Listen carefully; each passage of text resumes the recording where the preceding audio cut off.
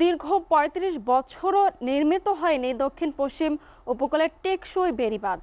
বেড়িবাঁধ নির্মাণের দুটি মেগা প্রকল্প সহ বেশ কিছু প্রকল্প নেওয়া হলেও এর বাস্তবায়ন কাজ চলছে ধীর গতিতে। ফলে ওই অঞ্চলে দুর্যোগের ঝুঁকি প্রতিনিয়ত বাড়ছে। তবে পানি উন্নয়ন বোর্ড বলছে জরাজীর্ণ এবং ঝুঁকিপূর্ণ বেড়িবাঁধের সংস্কারের উদ্যোগ নেওয়া হয়েছে। খুলনা থেকে রকিবুল ইসলাম মতির 2 পর্বের ধারাবাহিকের শেষ পর্ব আজ। আব্দুল গফুর গাজীর বয়স যখন 17 বছর, তখন তিনি দেখেছেন তার বাপদাদার অঢেল জমি জমা।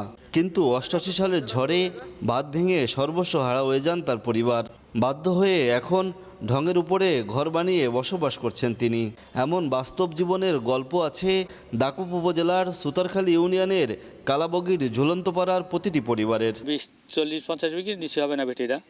তার ভিতরে আপনার প্রতিদিন যে কোনো একটা লোক আপনি ঢুকবেন, তা ঢুকতে গেলে আমরা এক বেলার লোক ডাকি, তারপর ওর ভিতরে ঢুকতে হবে, এমন কায়দা কাম ছিল।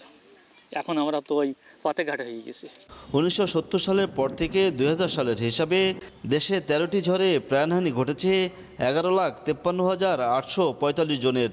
আর ঘরবাড়ির ক্ষয়ক্ষতি হয়েছে 2,84,20,027টির।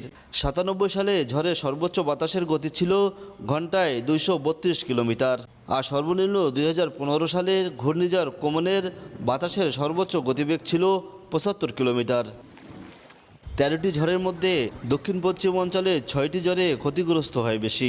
1988 সালের বন্যায় সবচেয়ে বেশি ক্ষতিগ্রস্ত হয় বেড়িবাঁধ। তারপর ঘূর্ণিঝড় আইলাতে খুলনা ও সাতক্ষীরার 711 কিলোমিটার বেড়িবাঁধ বিধ্বস্ত হয়।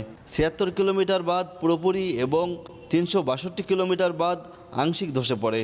খুলনা, সাতক্ষীরা ও বাগেরহাট উপকূলে 2000 কিলোমিটার বেড়িবাঁধের মধ্যে প্রায় 51 কিলোমিটার জরাজীর্ণ ও মারাত্মক ঝুঁকিপূর্ণ অবস্থায় আছে। জমি, গরু, বাছুর, ছাগল, অর্থ সম্পদ সব ভাঙা। এখানে 4,500 বিঘা সম্পত্তি নদীতে বিলীন হয়ে গেছে। বিপদের মধ্যেই আছি, যে কোনো মুহূর্তে যে কোনো জায়গায় ধসে আবার প্লাবিত হতে পারে। প্রজেক্টের কাজ দেখানো হয়েছে সম্পূর্ণ থাকবে না, এই ভাঙন আবার ঢুকে আমাদের প্লাবিত হবে। পানি উন্নয়ন বোর্ডের এই কর্মকর্তা বলছেন, উপকূলীয় ঝুঁকিপূর্ণ বেড়িবাঁধ অনেকটাই সংস্কার করা হয়েছে।